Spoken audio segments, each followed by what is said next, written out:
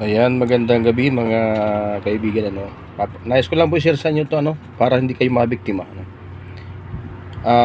itong account na 'to na pag-aari po ni Roland Antoinette guys, Ito po yung namimigay po ng pera, sa video na 'to, So, pakinggan muna natin sinasabi niya. Yan ang blessing sa mga followers.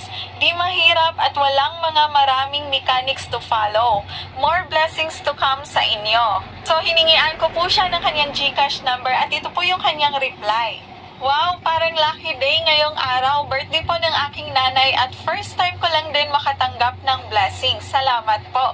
At dahil napili kita ngayon, Ma'am Leonie, at dahil pumuso ka lang, wala na tayong paligoy-ligoy, sisendan kita agad ng 1 kyaw. Ayan, and then send natin. Ayan, so ayan guys, so malinaw namimigay po siya ng pera, So, hindi natin alam kung siya talaga ang gumagawa ng panluloko, pang-i-scam, kasi isa ako sa nasubukan nila. So nag-comment pa ako dito, then nag-screenshot ako na nag-follow ako sa kanya, then isinare ko po yung kanyang video. Maya maya may nag-chat sa akin gamit din ang account na to, itong account na Antoinette and Roland Antoinette. Ayan po, nakikita nyo guys, mali na po ba? Ayan, madilim kasi dito sa aking kwarto. So sabi niya tatawag daw siya at gagawin niyang times 4 yung aking, kung magkano laman ng aking GCash. Ang aking GCash meron laman na 400 pesos na pambili ko saan ng bigas yan. So itatimes 4 daw niya,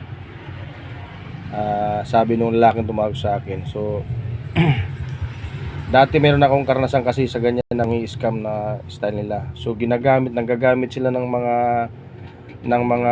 personality na malaking tao, kagaya kay Willie Revillame, nadali ako niyan. Kaya meron akong karanasan diyan na kunyari gagawin nilang live ang dating video ni Willie Revillame, tapos magsasabi sila na namimigay si Willie ng pera, which is totoo naman yun, namimigay ng pera talaga si Willie, pero ginagamit nila yung video para mag-scam. So hingin yung inyong GCash number, kunyari sasabihin, tatawag kayo na, napili namin kayo na padalhan ni Willie ng pera, so akin na yung GCash number nyo. Tapos may darating sa inyo na code galing sa GCash, kasi siyempre nalaman na nila yung inyong GCash number, ilalagay na nila ngayon doon sa kanilang modus na para mayroon magpadala sa inyo ng code number. So ang code number, sasabihin, may dumating na bang code number dyan, kasi tatawagan na kayo niyan sabihin mo naman yes sir, o sabihin mo, basahin mo yung code number, yun yung galing sa GCash yan. Tapos ang kanilang modus pa niya, sasabihin na okay, kasi mabait ka, sana gamitin mo yung pera ng mabuti, o dadagdagan pa namin, gagawin kong 10,000 yan. Ganun ang kanilang mga gimmick. Tapos siyempre matuwa ka naman, sabihin, ayan sir, gagawin na natin 10,000 ang iyong pera. Instead na 2,000 lang, gawin natin 10,000 para siyempre matuwa ka, madali ka nila, ay scam ka nila. So yun ang gagawin po nila, ay dyan na ngayon sasabihin sa iyo na, sir, yung iyong PIN code ay idugtong mo dun sa 6 na number para makomplete yung transaksyon, para lumipat na sa yung pera. Yung PIN code ay hinihingi po sa inyo. Wag po kayong papayag pag yun ang hingin sa inyo, yung PIN code sa inyong GCash. Malilimas ang inyong laman ng inyong GCash. Ayun, wag ha. Bantayan niyo pong mabuti yan. Pagka once nahingi ng inyong PIN code, wag niyong ibibigay. Kahit ano pang sabihin nila, na sasabihin na padalang kayo ng 1 milyon. Dahil kung magkano laman ng GCash mo, kasi tatanungin nila kung magkano laman ng GCash mo, siyempre sasabihin pa nila, sir, screenshot mo para makita namin kung magkano laman, at ita-times 4 namin yan, parang gano'n ka ng mga gimmick, Huwag po kayong bibigay, huwag. So ayun, sinabihan ko na sila, sabi ko, sir, mga walang iya kayo, mga scammer kayo, alam ko na yung mga gimmick nyo. Ayan, pinutol agad yung tawag namin, yung video call, nakarecord sa akin yung video call paparinig ko minsan yan. Ayan, so pinutol ka agad, kaya sabi ko, mga walang iya kayo sir, alam ko na yung gimmick nyo, mga scammer kayo. Hinihingin yung PIN number, hindi ko bibigay sir, pasensya na po, mga walang iya kayo, kaya sinabi ko. So ayan, mga kababayan, no, paalala po. Ang mga programa ng mga personnel, kagaya ni Manny Pacquiao, kay Willie Revillame, ginagamit ng mga walang ya para mang-scam. Kagaya nito, alam ko ang yung may-ari nito, yung walang kaalam-alam. Ito talaga totoo namimigay ito. Hindi niya alam to. Pero yung scammer gumawa ng isang account. Submit. Ayan oh. Ayan, namimigay siya, oh. Yoni, send na po ang inyong Namimigay po talaga ito ng pera, pero yung scammer gumawa ng ganitong account, itong gamit pa rin yung Roland Antoinette. Papakita ko po sa inyo, no. Papakita ko po sa inyo. Mahalataan nyo, yung ngayon ko lang nahalata guys, kasi yung original ito, may followers.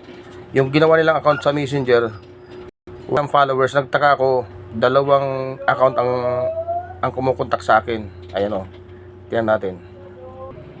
So, ito po guys, yung ginamit niya sa akin na Roland Antoinette. Ayan o. Kung mapapansin nyo, ayan po. Sabi niya, wag kayo mag-out. Tatawagan daw niya ako.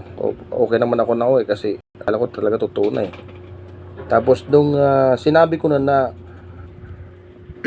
sir, mga scammer pala kayo dahil hinihingi niyo aking PIN number para idugtong sa inyong code na sinasabi. Sabi ko, alam ko na yung gimmick niyo, mga scammer kayo.